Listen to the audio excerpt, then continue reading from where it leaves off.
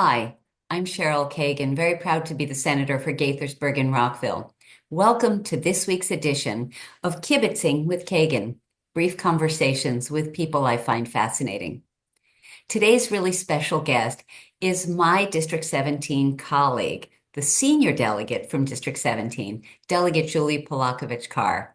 Delegate Julie, thank you for taking time to chat today. Great to be with you. Thanks. So I have a ton of things because you have an endlessly fascinating and impressive background and record of accomplishments. So let's just dive in.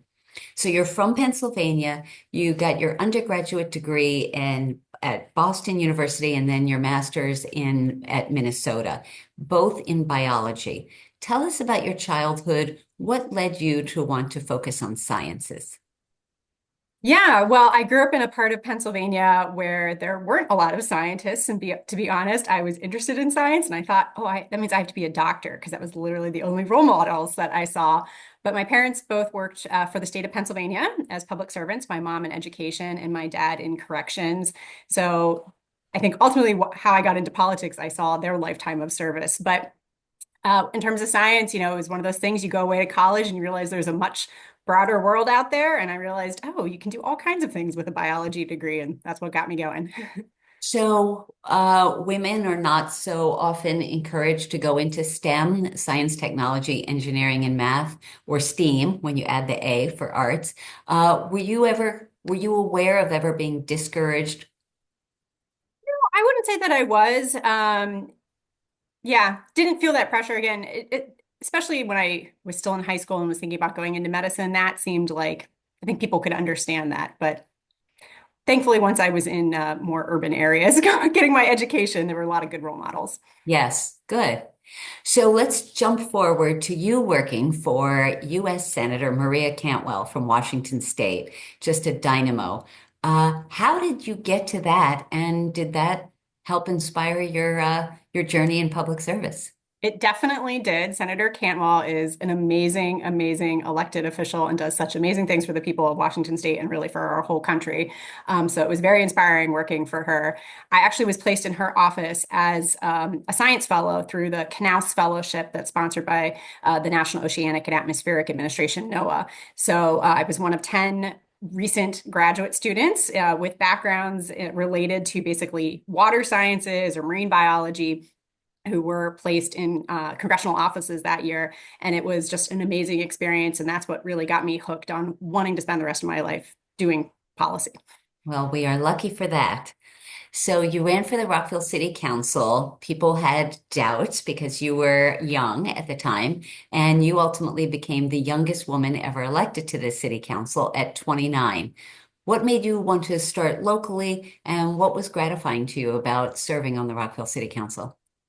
I actually got my start on the Watersheds Committee, which was part of the Environment Commission. I'll be honest, this is one of those things where you can say, like, sometimes it takes multiple attempts, right? And having worked in a congressional office, I was like, I want to get more involved in my own community. As a newlywed and recent homeowner in Rockville, wanted to get more engaged, and environment really was my background. But I didn't get picked by the mayor and council for a vacancy on the Environment Commission, so Hmm. started as a volunteer on the watersheds committee, and really the more engaged that I got, the more I just kept wanting to learn more and know better how things were working in Rockville, and saw some ways to improve things, and that's what ultimately made me want to run in 2013. Fantastic. And you were elected 2013 and served until you headed to the House of Delegates, but we'll get to that. What are you proudest of your accomplishments in the city of Rockville? Given all of the current events, I think the big thing for me at this point is I'm so grateful that we passed the trust ordinance, which is the requirement that our Rockville police do not ask someone or anyone about their citizenship status or immigration status. And I was the lead sponsor of that. It was a very divisive issue back then, probably for some people still is, but that was in, I think, 2017. So we're, 6 years in at this point, and it's working well for Rockville. It really is about making sure that Rockville is an inclusive place where everyone feels comfortable talking to the police if they have a problem, if they're a victim of crime, that they don't fear retaliation, for coming forward, and it's working. Good. Good for you. That's so important. We are going to get to Trump policies, but let's put that on pause for a second. You ran for and were elected to the House of Delegates in 2018, sworn in 2019, and have served since. You're on the Ways and Means Committee, which covers education, elections, childcare, revenues, early childhood, so many pieces. Tell us, educate folks, what's being on Ways and Means like? Because raising taxes and fees, not so popular, and yet that's where you're slotted. Yeah, and I'd say not so popular among elected officials either. That's probably true. And for the record, you and Delegate Vogel, also District 17, are both on Ways and Means. Yes, yes. Well, clearly it was a very important committee this past session in terms of closing the state's $3 billion budget deficit. But I really got hooked on tax policy my first session in Annapolis. So 7 years ago. I realized just how much power there is in diving into the technicalities of our tax code. And there's a lot you can do with the tax code in terms of other values and things that you're trying to promote in Maryland. And I think a great example of that is the Maryland Child Tax Credit, which Senator Nancy King and I sponsored and initially got into law back in 2021. And that's a way of helping very low income families with kids and putting a little more money in their pocket. And there's all kinds of creative ways that we can use tax policy to really further our other policy goals. So childcare has been something you've focused on, and I ask women and men who are parents about being parents and being in elective office. Bradford has been like his whole life. You've been in public office. How does he? How do you do? How does he do with coming to events? Do you think he's going to get the bug when he gets older? I don't know. He hasn't expressed any interest so far, but I can tell he takes a lot of pride in having me as an elected official. He's always telling his friends, "Do you know my mommy's a state delegate?" It's very cute. That's fantastic. I love it. You and I have worked together on election legislation, and whether that was postage paid, absentee ballots, vote by mail, whether that was scam packs, which just became law and was signed by the governor last week, so that our constituents don't get ripped off on a misleading fundraising effort. We also election judges who people who are unemployed can work as election judges and not diminish their unemployment benefits. Talk about how you think about election law, because that is Yeah. part of your domain. Well, first of all, I so value the partnership with you. We've had so many good election law bills, some of which have passed, some few of which have not over the years. Yeah. Um, I think with election law, that's another area where maybe for a typical person, they're not really thinking about day to day how our elections work. But even in a state like Maryland, where we do have incredibly well-run elections that are fair and transparent and well organized and inclusive, there's always room for improvement. So, diving into the specifics and looking exactly what's in state law, looking at what's happening in other states and jurisdictions to see what improvements they're making. I think that's what's one of the great things about serving the legislature is that we can keep our eyes and ears open for ways to continue to improve. Definitely. And you are a delight to work with because you're smart and thorough and responsive and all the things. Let's get briefly to what most viewers may not have ever heard of, combined reporting, because that is going to be something that I suspect we'll continue to talk about in tight economic times. Yeah, so combined reporting is another one of these really technical tax policies that actually a majority of states have adopted and have had in law in many cases for 40 years or more. These are Democratic controlled states, these are Republican controlled states, these are purple states that do combined reporting. And really, this is about making sure that some of the biggest companies in our country are paying what they truly owe in taxes and aren't able to hide profits or shift profits to lower tax jurisdictions, whether that's states that are kind of tax havens or offshore tax havens. So as Mhm. I mentioned, a majority of states are doing this. It's working well. It makes sure that the state is really getting what they should be getting from these big corporations. And meanwhile, it's about making things fairer, really, for our smaller businesses, for our home state companies who already are paying what they should be. Right. So you've been leading the way on this. Why hasn't Maryland joined the other states in enacting this policy?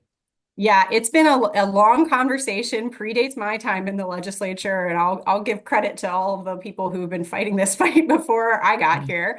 Um, there continues to be pushback, I would say, especially from like the Maryland Chamber of Commerce and from some others in the business community.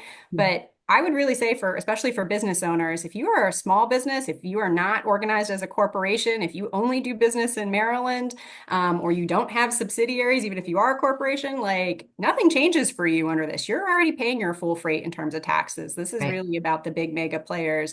And I really hope that that conversation continues and more in the business community maybe question perhaps the position of the state chamber on this. Yes, yes. So shifting, you have been elected by your colleagues in the House from Montgomery County as chair of the Montgomery County delegation.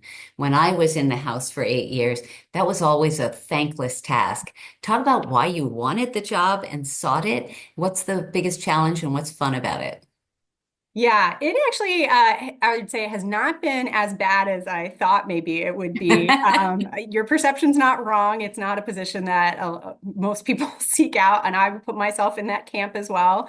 But ultimately, we have term limits in the House delegation, and my predecessor, Delegate Mark Corman, did an amazing job for 4 years before he was term limited. Yes. And so it was one of these things looking around, and there's some other very talented folks in our delegation, and I talked to all of them, and none of them wanted the job. And I was just like, well, who's going to do this? Yeah. So I raised my hand, but really, it's been a great honor to represent our House delegation. My colleagues are phenomenal. We have such a talented, smart, hardworking group of delegates and senators from Montgomery County, so they really do make the job easier. That does help, and yes, we do. One of the things that you do is chair the local delegation hearings, whether that's local bills that just affect Montgomery County, or each year the road show with the Department of Transportation, or the priorities hearing when anyone, any organization, or any individual can come forward and speak for a couple of minutes and make sure that they have their voice heard by the delegation. What's interesting to you about those opportunities?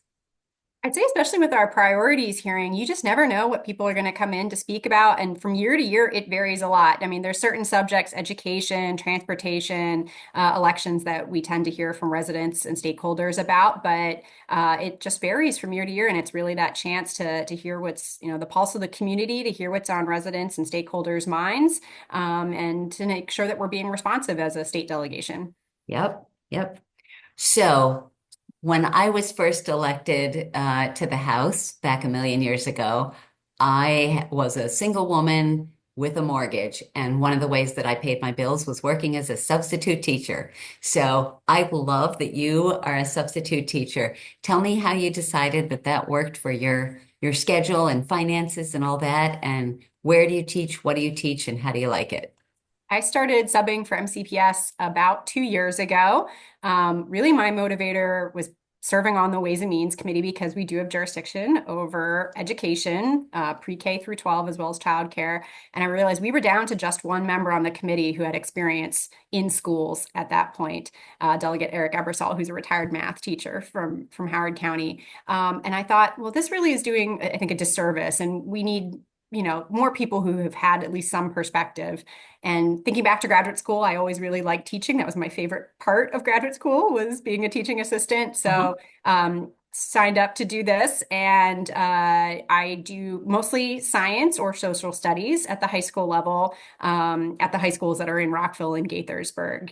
So Yep. it is nice. I'll put a plug in for folks who might be thinking about subbing, Yes. changing careers, or semi-retired. It's great to be with the young people, and there is a lot of flexibility in it, which is nice. So don't have to worry about it while we're in session, but the rest of the year I get a chance to be out in the schools. Do you talk to them about your other job? Do they know that you're a delegate and what that means? If I'm doing say like an AP government class, Yeah. I will mention it, but no, not usually in the other classes. Like Okay. every once in a while, a student will recognize me, which is fun. That is fun. Um, Vision Zero, pedestrian safety has been a passion of yours, and you've been a wonderful and effective leader on that. Why don't you talk about that and how we're doing locally and statewide? Yeah, unfortunately, our roadways here in Maryland and nationally really are very dangerous places, especially for people who are walking or biking or outside of vehicles, but for people in vehicles as well. And unfortunately, for a number of years, we've been trending in the wrong direction in terms of more people dying on our roadways. Now, in Rockville and in Montgomery County, our local governments have already adopted this goal of Vision Zero, and that was something I worked on when I was on the city council. And that it's great. We can do a lot to make our local roads safer, but unfortunately, the data shows us it's really the state roadways that are the deadliest. So this has been a focus of mine since I first got to the legislature. Actually, my very first session in Annapolis, I passed the bill that set the goal of Vision Zero, which is Yes. this goal of having no roadway deaths or serious injuries by the year 2030. Now that passed in 2019, so a number of years have elapsed. We make progress, but in some ways it's like a step forward, two steps back some years. A lot of driving behaviors did change during the pandemic. So, it's always new challenges that are coming up. I am very appreciative at this point of the partnership with the Moore Miller administration. And, they are taking some new strategies here, but we still have more work to do. Roughly how many people died last year, if you know off the top of your head? More than 500. Ouch. That is far from zero. Okay. Um, Staying with transportation, you are a bicyclist, avid bicyclist, and you have biked nearly every road in Rockville, and you were going to get started on Gaithersburg. Why don't you talk about how you started that and what you've learned?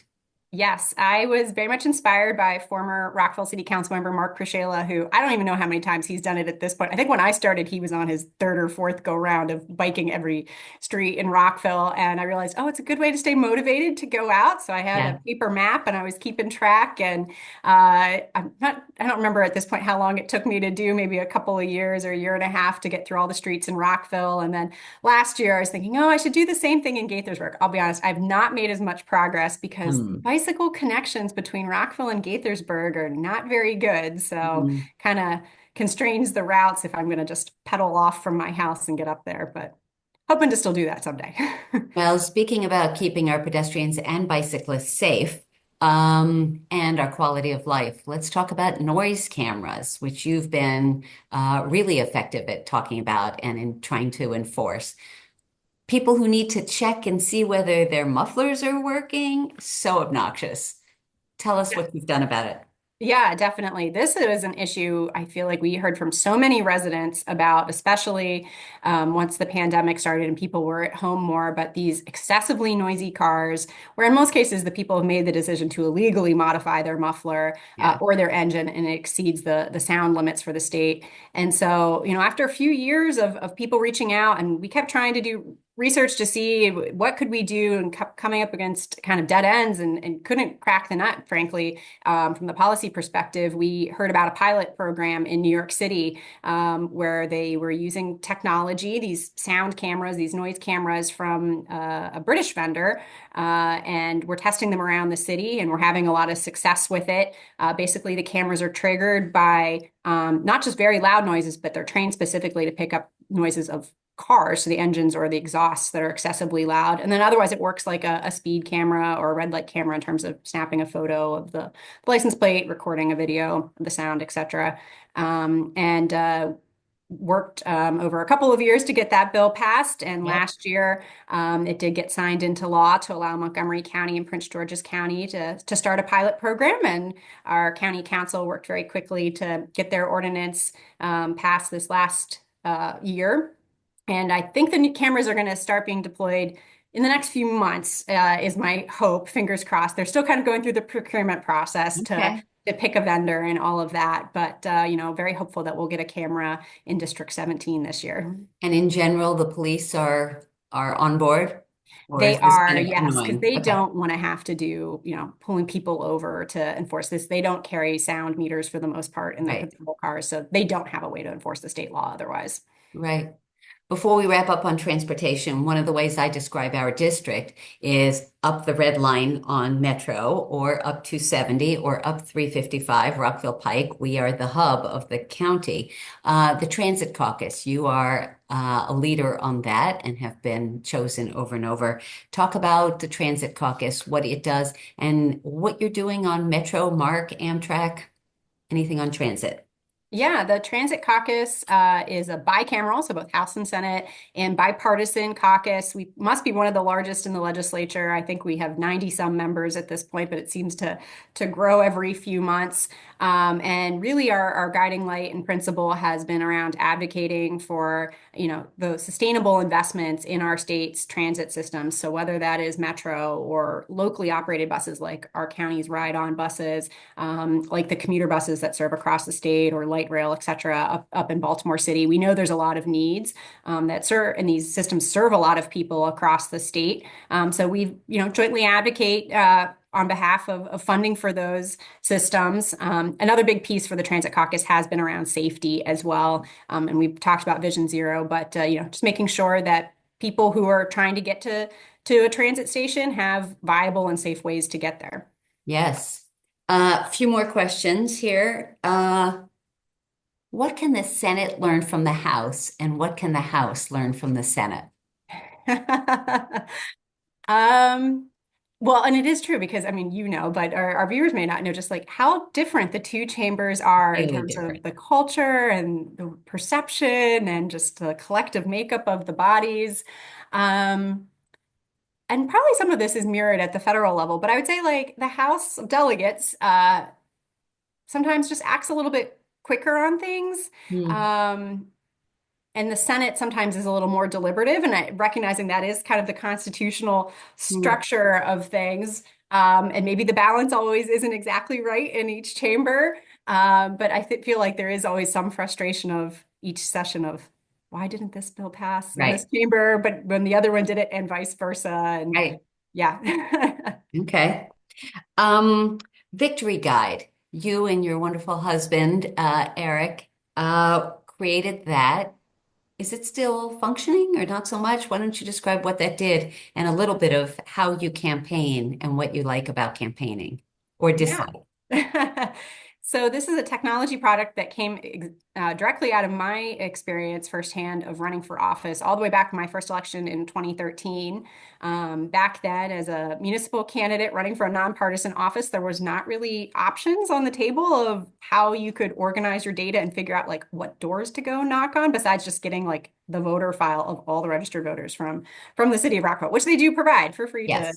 to candidates. Yeah. And so I realized with my husband being a software engineer, there had to be a smarter way to do this. And he made pretty quickly an app for me to use so that I could, instead of having like pages and pages of spreadsheets printed out on a clipboard, have all this on my phone and know what doors to go to and be able to take notes on the interactions. And we realized it was something that was going to be useful for other candidates as well. So it was a project that was kind of years in the making. We worked on it on the side while we had other jobs and brought in two other co-founders as well. And ultimately launched the product and got some investments from a venture fund to get the product off the ground. And we had candidates using it across the country. And then the pandemic hit, and it was one of those crosswords moments. And we're like, people are not knocking doors. We don't know if when people will again. That was in, Hmm. 2020. And we kind of struggled through 2020 and decided it was time to shut it down. So Hmm. we did shut the company down at that point, but my husband more recently has decided to revive it. So he is actively working on getting it back off the ground. It's going to be a solo venture this time, just him. Okay. Well, that's exciting. Um, do you want to talk about the 2026 elections and your plans? Sure. I am planning to run for reelection. It's been a great honor representing the residents of District 17, and I'm hoping to have another term. Excellent. All right. And my last question for you before we go to the Fast Five. I can't let a scientist go without talking about Donald Trump, RFK Jr., and their crazy, irresponsible ignorance and dismissiveness about science when crafting policy. What makes you craziest about that? How long a list do you want to share? Just talk about all of that if you would. Oh my gosh, there's so much we could unpack and get into there. I mean, I'll just focus, I think, on one piece, which is it is insane the disinvestment in science that we are doing right now, because that's not a partisan issue. Historically, Republicans and Democrats have supported presidents and members of Congress have supported investing in science because that's just like one of the secret sauces to America's economy. It Right. is what sets us ahead and makes us a global leader is because we have all of these people working on all these areas of research and coming up with these foundational discoveries that you may not know at the time what they're going to go off to, turn into down the road. Some turn directly into, companies at the moment. Some it takes a while. But so much of this investments that our taxpayer money goes into in terms of science does have true rewards for our economy, for job creation, but for advancing, human health, addressing climate change, environmental protection, all the things really. Right. And it is doing the American people and our economy such a disservice that they are actively cutting from these areas and firing scientists. So, do you want to name a policy or two or three that especially rankle you? Um, I'll start with yeah. taking fluoride out of water, which is Oh going to end God. up with children with rotted teeth that will affect them their whole lives. That's one of the 10 million of them that I will propose here. Yes, exactly. I mean, we could go on and talk about that they're basically undermining people's trust in science by repealing scientific integrity policies that former administrations have put into place about vaccine development. I mean, there are a whole host of things, but I mean, really, with the cutting of the federal workforce, those are the folks that are making sure that we are picking good research projects to Hmm. fund with Hmm. the money that's left and are doing that vetting and are making sure that those projects are delivering. There's just so many things we could point out here. Yes. Well, Delegate Julie Palakovich Carr, you are so talented and hardworking and dedicated and responsive and just recognized, included as one of Maryland's top 100 women, which is fantastic and well earned. And I look forward to your joining me in the circle of excellence after you win twice more. And it's really, people have just a great deal of respect for you, as I do. And it is time for your fast five. Five quick questions, five quick answers. Question number one, what is your favorite movie of all time?